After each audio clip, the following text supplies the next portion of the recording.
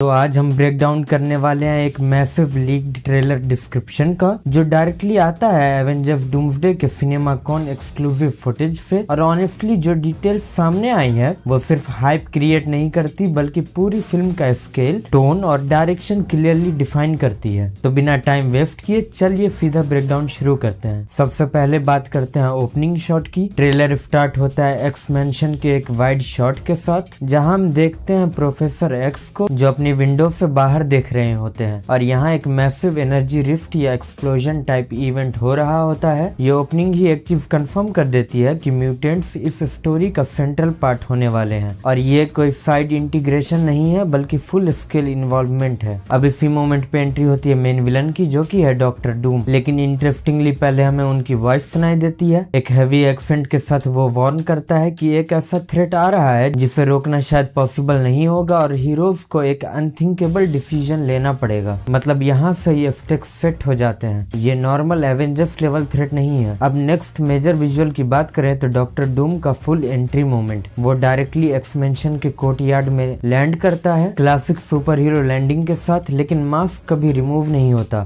और ये डिटेल काफी इंपॉर्टेंट है क्योंकि ये कंफर्म करता है कि मार्वल अभी उसका फेस रिवील होल्ड कर रहा है। मतलब जो भी टोनी स्टार्क कनेक्शन है वो फ्यूचर के लिए सेव किया जा रहा है। अब आगे बढ़ते हैं एक्शन सीक्वेंसेस की तरफ और यहाँ ट्रेलर कंप्लीटली एक्सप्लोड हो जाता है। रिपोर्ट्स के according major fight sequences X mansion courtyard में ही होते हैं और यहाँ हमें कुछ इंसेन मैचअप्स देखने को मिलते हैं जैसे कि Gambit fighting alongside mutants, Mystique shape shifting mid combat और Avengers versus mutants hype chaotic clashes. ये बेसिकली वो चीज है जो फैंस सालों से देखना चाहते थे, जो कि है हीरोज वर्सेस हीरोज डायनामिक। मतलब सिर्फ एक विलन के अगेंस्ट टीम अप नहीं बल्कि आइडियोलॉजीज का क्लैश। अब इसी केओस के बीच एक सरप्राइजिंग लीडरशिप मोमेंट आता है थॉर का। वो एवेंजर्स को एड्रेस करता है और उन्हें यूनाइट होने के लिए मोटिवेट करता है। और यहाँ उसका डायलॉग काफी इंपॉर्टेंट है। वो बोलता है कि उसने अपनी लाइफ में काफी पावरफुल वॉरियर्स के साथ फाइट किया है लेकिन जो थ्रेट अब आ रहा है वो उन सबसे ज्यादा डेंजरस है। मतलब थॉर यहाँ सिर्फ फाइटर नहीं बल्कि वार्निंग सिग्नल बन चुका है। अब नेक्स्ट मेजर रिवील है एवेंजर्स टावर का, लेकिन इस बार एक न्यू एवेंजर्स लोगो के साथ। ये सटल डिटेल है लेकिन ये इंडिकेट करता है कि टीम का स्ट्रक्चर चेंज हो चुका है। मतलब ये सेम ओल्ड एवेंजर्स नहीं है बल्कि ये एक न्यू जनरेशन या रिफॉर्म्ड टीम हो सकती है। अब आगे बढ़ते हैं एक और विजुअली कंफ्यूजिंग लेकिन इंपॉर्टेंट सीन पर जो पहले वकांडा से रिलेटेड लग रहा था लेकिन अब कंफर्म हुआ है कि वो एक्चुअली ओशियन फ्लोर है ना कि डेजर्ट। और यहाँ हमें देखने को मिलता है वकांडन्स और फैंटास्टिक फोर के बीच interaction. Specifically the Thing handshake करता है वकांडन फोर्सेस के साथ। मतलब ये क्लियर है कि ये फिल्म सिर्फ एवेंजर्स वर्सेस डूम नहीं है, ये फिल्म एमसीयू क्रॉसओवर इवेंट है। अब एक और मैसिव मोमेंट आता है जब म्योलनीर फ्लाई करता है और लैंड करता है किसी के हाथ में और ये कोई नहीं बल्कि कैप्टन अमेरिका होते हैं। और यहाँ एक लाइन ड्रॉप होती है जो कि है it cantt B but it is. मतलब या तो ये मल्टीवर्स वेरिएंट है या फिर टाइम डिस्प्लेस्ड वर्जन या फिर कुछ और कंप्लीटली अनएक्सपेक्टेड ट्विस्ट। लेकिन एक बात क्लियर है, स्टीव रॉजर्स वापस आ रहे हैं किसी और फॉर्म में। अब अगर ओवरऑल टोन की बात करें तो जो लोग ट्रेलर देख कर आए हैं उन्होंने एक चीज बोली है कि ये ड्रीम कम ट्रू लेवल का एक्सपीरियंस है। विजुअल्स इंसेन है, स्केल मैसिव है और हर शॉट सिनेमैटिक फील देता है। मतलब मार्वल क्लियरली यहाँ अपना बेस्ट डिलीवर करने की कोशिश कर रहा है। अब थोड़ा एनालिसिस करते हैं तो सबसे पहली बात डॉक्टर डूम का मास्क। ये ऑलमोस्ट कंफर्म हो चुका है कि इसका फेस रिवील इंटेंशनली डिले होगा और शायद एवेंजर्स सीक्रेट वॉर्स के लिए सेव किया जाएगा। इसका मतलब है कि डूम का टोनी स्टार्क का कनेक्शन अभी सिर्फ टीज होगा, फुल्ली रिवील नहीं। दूसरी बात फिल्म का स्ट्रक्चर, ये कोई स्लो सेटअप मूवी नहीं लग रही। रिपोर्ट्स क्लियरली सजेस्ट करती है कि ये एक in the moment action heavy film होगी जहां already established characters directly conflict में इंटर करेंगे। इसका मतलब है कि ओरिजिन स्टोरीज या इंट्रोडक्शंस पर टाइम वेस्ट नहीं होगा। तीसरी बात थॉर का रोल, वो यहाँ एक सेंट्रल वॉइस बन सकता है जो बाकी हीरोज को गाइड करेगा और डूम के थ्रेट को प्रॉपर्ली एस्टेब्लिश करेगा। और ऑनेस्टली ये उसके कैरेक्टर के लिए परफेक्ट एवोल्यूशन है। अब ओवरऑल कंक्लूजन क्या है? सिंपल है, एवेंजर्स डूम्सडे एक टिपिकल मार्वल मूवी नहीं होने वाली। ये एक फुल स्केल क्रॉसओवर वॉर होने वाली है जहां एवेंजर्स, एक्स-मैन, फैंटास्टिक फोर, वकांडांस सब एक ही बैटलफील्ड पर होंगे और सेंटर में होगा डॉक्टर डूम। अब अगर एग्जीक्यूशन सही हुआ तो ये एंड गेम लेवल या उससे भी ज्यादा सिनेमैटिक इवेंट बन सकता है। वैसे आप मुझे कमेंट्स में बताओ आप सबसे ज्यादा एक्साइटेड किस चीज के लिए हो? डूम का एंट्री, स्टीव रॉजर्स का रिटर्न या एवेंजर्स वर्सेस एक्स-मैन फाइट्स? आपको ये डिस्क्रिप्शन सुनकर कैसा लगा? अपने ओपिनियंस हमें कमेंट्स में जरूर बताएं और द फ्रेम गाय को देखते रहें। बाय।